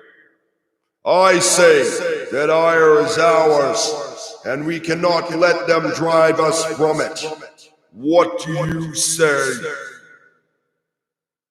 Bibal looked round at his gathered people in their drawn and weary faces. He saw new determination, the rebirth of a glow of pride that had been extinguished for so long. They looked at one another and all understood. A silent agreement was passed. All right, Babal said to the champions with greater heart. We will go to Tara, all that can will join your rising. But what about the Fomor? Asked one of the others. That's doubt coming in.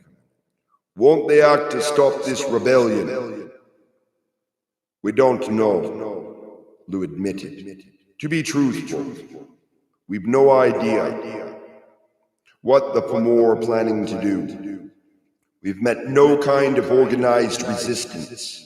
We haven't even seen any Fomor parties in our traveling, except those who came here.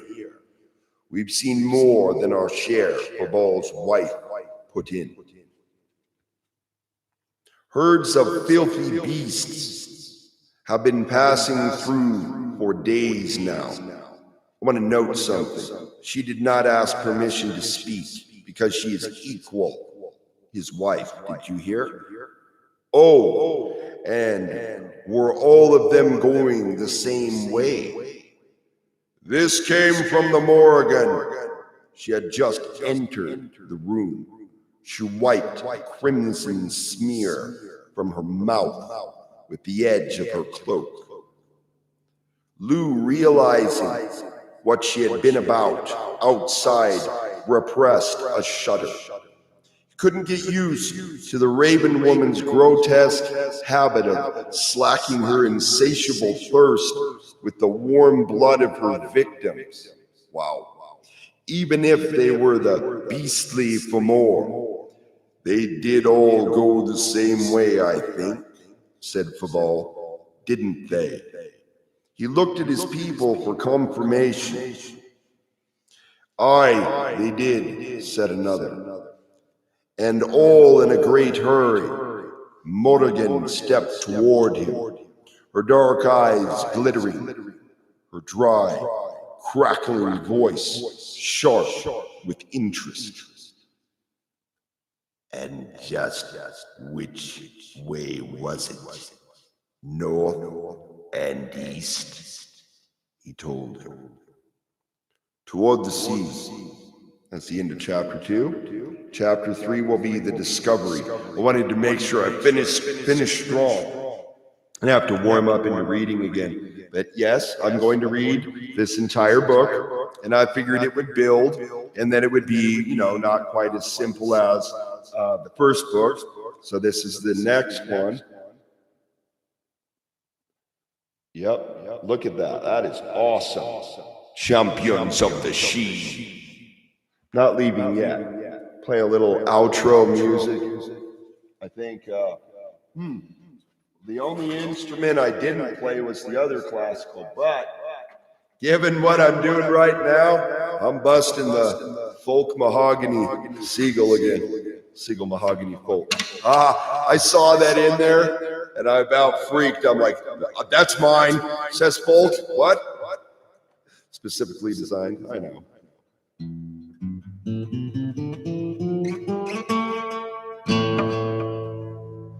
Sure as a raven flies,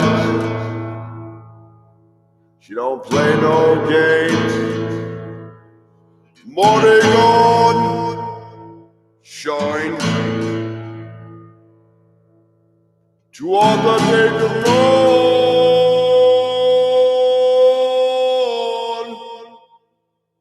Tears on road.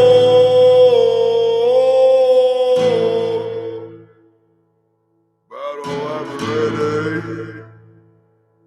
Battle I'm ready. Stay. Saw you over there.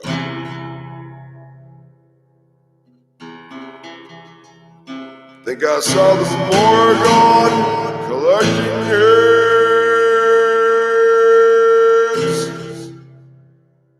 Two swords at the ready. Sword of sovereignty.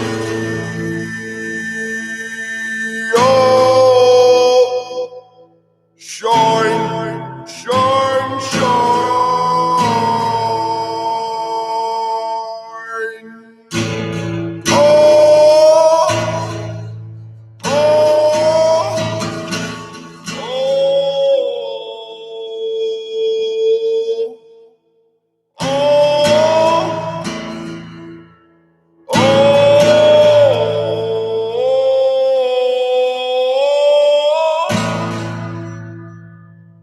Rockling in the voice I can hear. Shine on me. Deep down in a heart and soul.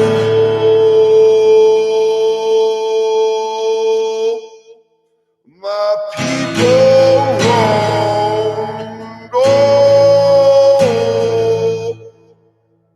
People round,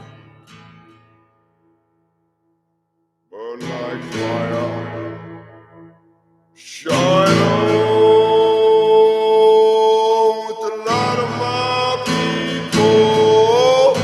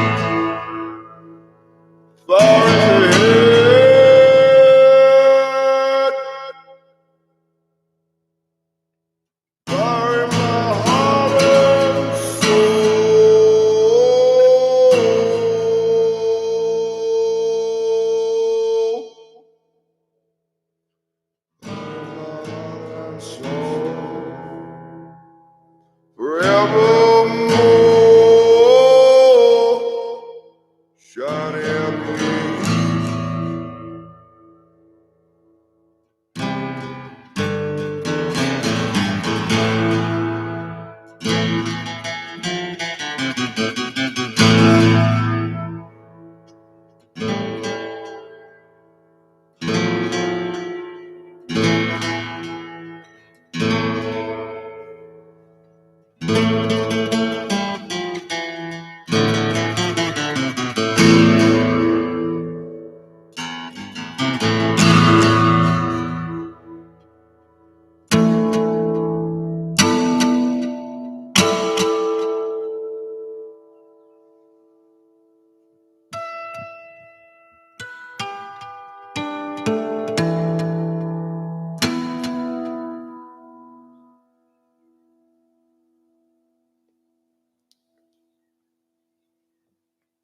Thank you for coming.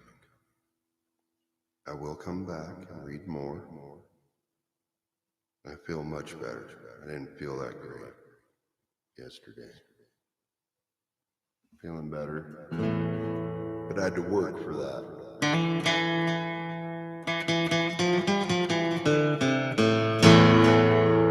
Well, I'll sing this song for the women of my people now. If they burn you in fire, you become fire.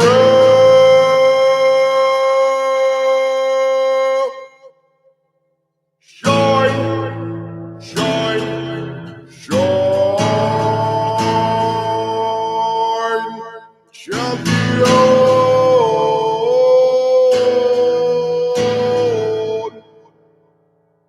Epic as a wave. For my good man, shine on. Are you ready for the battle ahead? Shine on.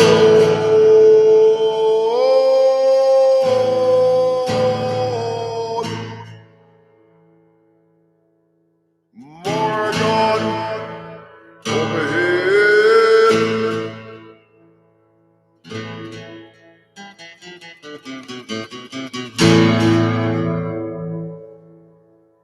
Grandmother, grandfather, shining deep, folks soul in the more.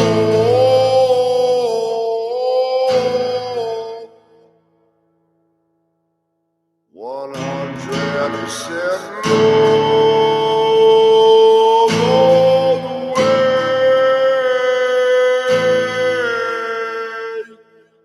Oh,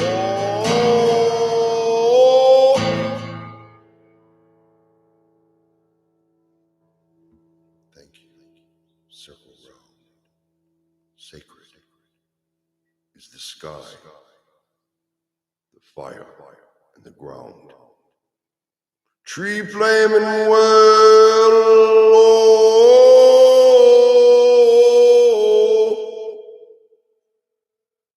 Circle round. Hearts flame.